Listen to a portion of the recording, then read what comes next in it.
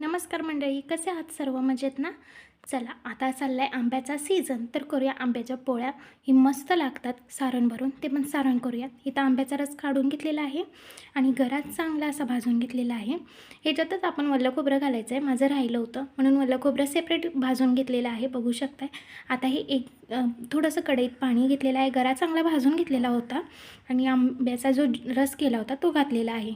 आणि आंब्याच्या चवीनुसार म्हणजे तो कितपत गोड आहे त्यात प्रमाणात आपल्याला कितपत गोड हवा आहे तेवढी साखर घालून एक उकळी फुटून घ्यायची आहे आणि गरा पण भाजलेला ह्यात टाकून घ्यायचा आहे, बघू शकताय.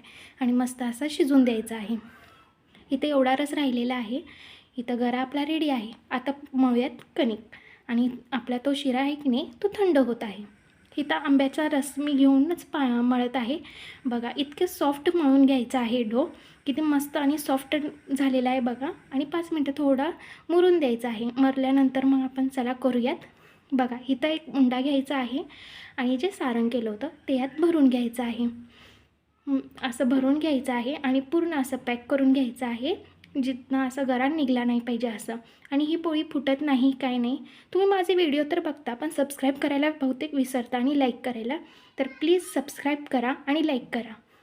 बघू शकताय मस्त अशी पोळी लाटून घ्यायची आहे. आपण चपाती लाटतो तशीच लाटायची आहे, आपल्याला कशी लागते तशी. जास्त जाड लाटायची नाही आणि जास्त पातळ लाटायची नाही. बघू शकताय मस्त अशी लाटून घ्यायची आहे. आणि ही अजिबात फुटलेली नाही का कुठे काही गेलेली नाही. आता चांगली अशी भाजून घेऊयात. बघा आता ही दोन्ही साईडनं भाजायची आहे चांगली. याला तुम्ही तेल तूप लावू शकता. माझे व्हिडिओ आवडत असेल तर लाईक करा, सबस्क्राईब करायला विसरू नका आणि बेल आयकॉनवर क्लिक करा, म्हणजे माझे नवीन व्हिडिओ तुम्हाला नोटिफिकेशन येत राहील. बघू शकता इथं मस्त अशी टमकीनं पोळी फुगलेली आहे आणि जेव्हा पोळी फुगते तेव्हा मस्त लागते बघा.